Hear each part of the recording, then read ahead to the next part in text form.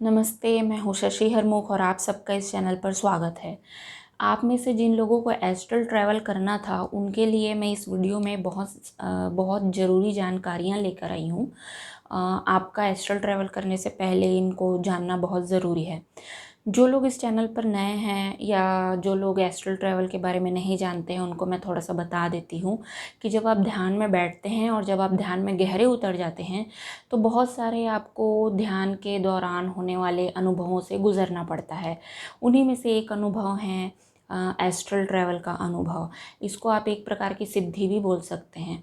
तो इसमें होता ये है कि जब आप ध्यान करने बैठते हैं, तो जो आपका भौतिक शरीर है, ये ध्यान करने बैठा है, और जो आपका मेंटल बॉडी है, जो सूक्ष्म सूक्ष्म शरीर जो है, वो आपके फिज़िकल बॉडी से बाहर निकलता है और स्पेस में भ्रमण करता है। ठीक है, इसे आउट ऑफ बॉडी एक्सपीरियंस भी कहते हैं ध्यान की भाषा में। ज़रूरी नहीं है कि सभी ध्यान करने वाले साधकों को यह एक्सपीरियंस हो। तो इस एक्सपीरियंस के बेस पे आप ये मत सोचिएगा कि आपका ध्यान सफल हुआ है या नहीं हुआ है। ये टोटली डिफरेंट है, इससे रिलेट मत कीजिएगा। ठीक है, तो आज हम इसके बारे में ही जानेंगे। मैंने मई 2020 में एस्ट्रल ट्रैवल का एक्सपीरियंस किया था ध्यान के दौरान, और 1 दिसंबर 2020 को मैंने अपने चैनल में एपिसोड 11 में, जिसका टाइटल है माय एस्ट्रल ट्रैवल एक्सपीरियंस, इसमें अपने ध्यान के इन अनुभवों को आपको बताया है। उसमें मैंने अपने 3 अनुभवों के बारे में बताया है। बहुत सारे अनुभव छोटे छोटे मेंटल इमेजेस के तौर पे मेरे दिमाग में, इट डज़न्ट मैटर, जो उसका सार था, जो भी उन चीज़ों से मैंने सीखा, उसको मैंने उस वीडियो में बताया था एपिसोड 11 में। लेकिन अभी तक उसको 3,300 लोगों ने देखा है, लेकिन समझा किसी ने नहीं कि उसमें मैं क्या कह रही हूँ। तो मुझे लगता है शायद मुझसे ही कोई गलती हो गई समझाने में। तो मैं आज थोड़ा फिर से ट्राई करना चाहूँगी। ये सब बात आपके लिए जानना ज़रूरी है एस्ट्रल ट्रैवल करने से पहले। ठीक है, episode 11 my astral travel experience, ये टोटल 12 मिनट का वीडियो है जो मेरे चैनल पे है। पहले 6 मिनट में मैंने स्टार्टिंग में उन एक्सपीरियंस को, जब मुझे वो एक्सपीरियंस हो रहे थे उसके बारे में मैंने बताया है, और नेक्स्ट के जो 6 मिनट है उसमें मैंने बताया कि इन एक्सपीरियंस से मैंने क्या सीखा, क्या चीज़ मुझे समझने में मदद मिली। वो सब चीज़ मेन चीज़ थी जो आपको समझनी थी। लेकिन आप सब ने मिल के उस अनुभव वाले पार्ट पे फोकस किया, उस चमत्कारिक अनुभव वाले पार्ट पे फोकस किया। आपको फोकस करना था कि उससे सीखा क्या है मैंने, ताकि आप उससे रिलेट कर सकें, आप ट्रूथ को जान सकें। लेकिन मुझे लगा कि और उस वीडियो में मैंने 8 मिनट 23 सेकंड के करीब में ये बात बोली भी है कि इन एस्ट्रल ट्रैवल के एक्सपीरियंस के बाद मैंने ये समझा कि ध्यान में प्राप्त होने वाली जो सिद्धियां हैं, ये आपके समाधि का मुख्य लक्ष्य नहीं होता है। ये आपकी साधना का मुख्य लक्ष्य नहीं है। मुख्य लक्ष्य है मोक्ष प्राप्त करना, मुक्ति प्राप्त करना, ईश्वर प्राप्ति की ओर जाना, ईश्वर की ओर जाना। लेकिन ये जो सिद्धियां हैं, ये अंतिम लक्ष्य नहीं है। मैंने उसमें ये सेंटेंस बोला है उस वीडियो में कि सिद्धियों के पार जाके भी कोई चीज़ है जहां आपको पहुंचना है। लेकिन आप सब ने मिलके उसे इग्नोर कर दिया और सिर्फ चमत्कारिक अनुभवों पर ही फोकस किया। ये एकमात्र एपिसोड नहीं है जिसमें मैंने आपको सिद्धियों से सचेत किया है। और भी मेरे दूसरे वीडियोस हैं जिसमें मैंने समय समय पर, अलग अलग मौक़ों पर, अलग अलग तरीके से आपको सिद्धियों से सचेत रहने की बात की है। अब देखिए मैंने किसमें क्या क्या बताया है, मैं आपको बता देती हूँ। एडिटिंग में बहुत टाइम लगता तो मैंने नोट कर लिया, तो मैं आपको वैसे ही बताती हूँ। एपिसोड 6 में मैंने बोला है कि सिद्धियों के प्रकट होते ही व्यक्ति समाधि भूल जाता है और उनकी समाधि अधूरी रह जाती है। एपिसोड 8 में मैंने बोला है 5 मिनट 27 सेकंड्स में कहा है कि सिद्धियां समाधि में गड़बड़ पैदा करती हैं। एपिसोड 9 में भी कहा है कि सिद्धियों के अहंकार से बचिए और इसे प्राप्त करने के पीछे मत भागिए। आपका लक्ष्य शून्यता होना चाहिए, सिद्धि नहीं। जब तक शून्यता नहीं है तब तक कुछ नहीं है, ये बात मैंने उसमें बोली है। एपिसोड 10 में भी कहा है कि थर्ड आई ओपन होने के बाद आसानी से घमंड आ जाता है, तो आप इससे बचिए। ये बात मैंने कोई 4 मिनट 7 सेकंड में बोली है। तो मैं आपको ये बताना चाहती हूँ कि मैंने बार बार आपको अलग अलग मौक़ों पर ये बोला है कि सिद्धियों के फेर में मत पड़िए, सिद्धियों के चक्कर में मत जाइए। होता क्या है ना कि जब आप किसी का ध्यान का एक्सपीरियंस सुनते हैं और जब उनके चमत्कारिक अनुभवों के बारे में सुनते हैं तो आप आसानी से उस तरफ आकर्षित हो जाते हैं। अगर आपको ये अनुभव नहीं हुए हैं तो आपका मन करता है कि मुझे भी अनुभव हो, और अगर आपको अनुभव हो गए हैं तो फिर आपका मन करेगा कि मुझे ये बार बार हो। तो आप जो है ना, आप अपना रास्ता भटक जाते हो। आपको जाना था जापान, पहुंच गया चीन, ऐसा हो जाता है। आपको जाना था मुक्ति की ओर, आपको बंधन छुड़ाने थे, आपको इच्छाओं का त्याग करना था, लेकिन नई इच्छाएं पकड़ लेती हैं आपको सिद्धियों की। उनका लालच आपको खींच लेता है, उनमें आपको आसक्ति होती है, मोह होता है, और एक बार सिद्धियां प्रकट हो गई ना तो बहुत मुश्किल होता है उनको छोड़ना, उनकी आसक्ति से मुक्त होना। आप सोचिए, सामान्य तौर पे सांसारिक जो हम जीवन जीते हैं उसमें इतने सारे बंधन, लालच, आसक्ति, मोह और कितने सारे माया के जाल हैं जिससे आपको अपने आप को छुड़ाना रहता है। अब जब आप अलौकिक और दैवीय अनुभूतियों से जब आप सुसज्जित हो जाते हैं, तब सोचिए उनसे पीछे छुड़ाना कितना मुश्किल होगा। आप सोचिए ज़रा, उनके आकर्षण से खुद को मुक्त करना कितना मुश्किल होगा, बताइए। बड़े बड़े लोग इस गड्ढे में गिर जाते हैं, बड़े बड़े लोग अपने आप को इसके आकर्षण से छुटा नहीं पाते हैं, ठीक है। और इसका नतीजा क्या होता है? इंटरनेट में आप बड़े बड़े संगठनों को देखोगे जो सिर्फ और सिर्फ चमत्कारिक अनुभवों के बारे में बात करते हैं। उनका मुक्ति से कोई लेना देना नहीं है, उनको बंधन छुड़ाने से कोई लेना देना नहीं है। ईश्वर को तो उन्होंने भुला ही दिया है।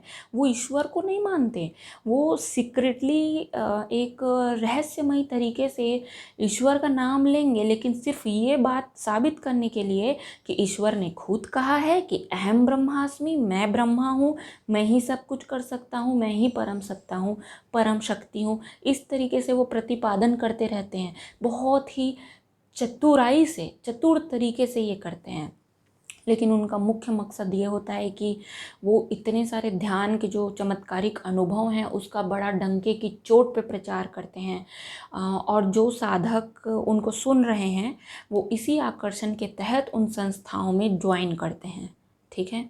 तो ये जो चक्कर में आप जो आकर्षण में पड़ जाते हो ना, इसका फ़ायदा गलत लोग उठा लेते हैं और आप गलत चीज़ों के पीछे पड़ जाते हो। तो आप सोचो, कहाँ आप बंधन छुड़ाने गए थे और आपने नए बंधनों को और अपने गले में टांग लिया है, सलाखों को और मजबूत कर लिया है। तो कहाँ पे ऐसी बात मुझसे गलत हो गई, कहाँ पे मैं फेल हो गई कि लोग ये बात नहीं समझ रहे हैं कि आपको सिद्धियों के पीछे नहीं भागना है। तो मैंने अपने सारे वीडियोस देखे, फिर से देखे, फिर से मैंने सोचा कि अरे मैंने तो कई कई मौक़ों पे ये बात बोली है। एपिसोड 6 में आध्यात्मिक शिक्षा के चरण जो है उसमें भी मैंने आपको बताया है कि पहला जो है प्रारंभ, ठीक है, दूसरा मैंने जागृति रखा है, तीसरा समाधि, और चौथा मैंने संतुलन नाम दिया था उस वक्त उसको, जो कि शून्यता ही है। समाधि को आध्यात्म का उच्चतम लक्ष्य माना जाता है, ये बात सही है, लेकिन मैंने उसको तीसरे नंबर पे इसलिए रखा था क्योंकि समाधि में सिद्धियों के प्रकट होते ही आदमी जो है वो शून्यता को भूल जाता है, इसलिए उनकी समाधि अधूरी रह जाती है। इसलिए समाधि में सिद्धियों के मोह से बचिए, आगे बढ़िए और संतुलन तक जाइए जहाँ पे समाधि, जागृति सब चीज़ है, शून्यता सब चीज़ है। तो उसमें मैंने आपको वहाँ पे भी आपको बताया था, एपिसोड 6 और 7, वहाँ पे भी मैंने आपको बताया था। तो मैं स्टार्टिंग से ये बात बोल रही हूँ, लेकिन आपने सिर्फ और बाकी मेरे वीडियो को 250, 300, 400, 700 ऐसे लोगों ने देखा है, लेकिन ये जो सूक्ष्म शरीर वाला जो एक्सपीरियंस वाला जो वीडियो है उसको 3300 लोगों ने देखा है, लेकिन समझा किसी ने नहीं है। सब के सब इस लालच में पड़ गए, सब के सब इस मोह में पड़ गए। जब आप लोगों ने मुझसे रिक्वेस्ट किया कि मैं आप लोग मुझसे जुड़ना चाहते हैं, है ना, मैं किसी तरीके से आप लोगों से जुड़ने का मार्ग बताऊं, दीक्षा प्राप्त करना चाहते हैं आप लोग, जब ये बार बार मुझसे रिक्वेस्ट किया गया तो मैं इसके बारे में बहुत सोची। फिर मैंने एपिसोड 30 निकाला जिसमें मैंने बोला था आपको कि मैं दीक्षा किसी को नहीं दूंगी, क्योंकि मुझे इसका पॉइंट नज़र नहीं आता, क्योंकि साधना तो आपको करनी है, मैं दीक्षा देखी क्या कर लूँगी, है ना। और दूसरा ये कि दीक्षा प्राप्त करने के बाद साधक जो है ना आलसी हो जाता है, उसको लगता है कि गुरु अब सारे काम करेंगे, लेकिन ये सच नहीं है। गुरु कुछ नहीं करेगा, गुरु सिर्फ निर्देश देंगे, मार्ग बताएंगे, साधना आप ही को करनी है। तो दीक्षा देने का मुझे कोई पॉइंट नज़र नहीं आया था, पर मुझे लगा शायद अगर किसी को बहुत ही अर्जेंटली या प्राइवेटली अगर कुछ मुझसे पूछना हो तो वो कैसे संपर्क करेगा। तो इसलिए मैंने आप लोगों को फ़ोन कॉल के माध्यम से कनेक्ट होने की सुविधा प्रदान की थी, और मैंने कहा था कि मेरा मुख्य काम यूट्यूब में मुक्ति के लिए वीडियो बनाना है, लेकिन मैं अगर अलग टाइम निकाल के आपको दूंगी तो वो पेड होगा, फ्री ऑफ कॉस्ट नहीं होगा। लेकिन जब लोगों ने मुझसे संपर्क करना शुरू किया तो मुझे धीरे से समझ आया कि सबके मन में लालच है सिद्धि का। सबको वो रहस्यमय विधि सीखनी है ध्यान की, जिसकी जो जो मैं करती हूँ। सबको मुझसे ध्यान का ही कोई गूढ़ रहस्य जानना है। पता नहीं क्या सोच के बैठे हो आप लोग, मेरे पास कुछ जादुई चिराग नहीं है। बहुत सीधा सीधा, सरल, एकदम ही सहज वाला सिंपल सा फंडा है मेरा ध्यान का। सच बोलो और झूठ से दूर रहो, बस इसके अलावा कुछ फंडा नहीं है मेरा। और आप लोगों को लगता है अगर मेरे पास कोई जादुई चिराग है जिसे आप प्राप्त करना चाहते हो, तो मैं बता दूं मेरे पास ऐसा कोई काम, ऐसा कुछ भी नहीं है रहस्यमय, ठीक है।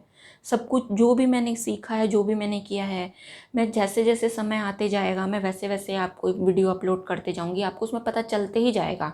कुछ भी नहीं रखूंगी, मैं सब बताते जाऊंगी। सबका एक समय होता है, सबका एक समय में आते जाएगा, समय बताते जाऊंगी। लेकिन आप लोग इस लालच के तहत मुझसे कांटेक्ट करना चाहते हो, ये बात मुझे बाद में समझ में आई। और मैं लालच को बढ़ावा नहीं देती, ठीक है। मैं सिद्धियों को बढ़ावा नहीं देती, मैं मुक्ति की समर्थक हूँ, उसके नीचे मुझे कुछ भी पसंद नहीं है। तो मैं एक और अनाउंसमेंट अभी करती हूँ कि मैंने जो डिसाइड किया था कि मैं पर्सनली आप लोगों से कनेक्ट होंगी फ़ोन कॉल के माध्यम से, मैं उसको अब कैंसिल कर रही हूँ। क्योंकि आप लोग तो लालच में पड़ चुके हो।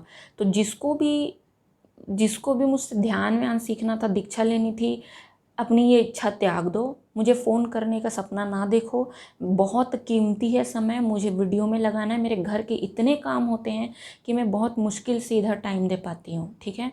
तो आप मुझसे कनेक्ट होने का विचार त्याग दो। रही बात सवाल पूछने की, जिनको जो कुछ भी पूछना है मुझसे, वो सारा आप कमेंट बॉक्स में पूछिए, ठीक है। जैसे जैसे समय मिलते जाएगा मैं एक एक क्वेश्चन पिक कर करके उसके ऊपर वीडियो आपके सामने लाते रहूँगी, ठीक है। तो मैं फिर से आपको बोलती हूँ, सिद्धियों के पीछे मत भागिए। इसकी कोई गारंटी नहीं है कि आप ध्यान करते हैं या कौन सी विधि अपनाते हैं या कितने घंटे बाद आपको सिद्धियाँ मिलेंगी या मिलेंगी कि नहीं मिलेंगी, इन सब की कोई गारंटी नहीं है। क्यों आप जा रहे हो इस तरफ? पहले ही सांसारिक दुख कम है आप लोगों के पास में, जो दैवीय दुख और लेने जा रहे हो? नहीं ना। तो फिर आप मुक्ति की तरफ जाइए, ठीक है। धन्यवाद।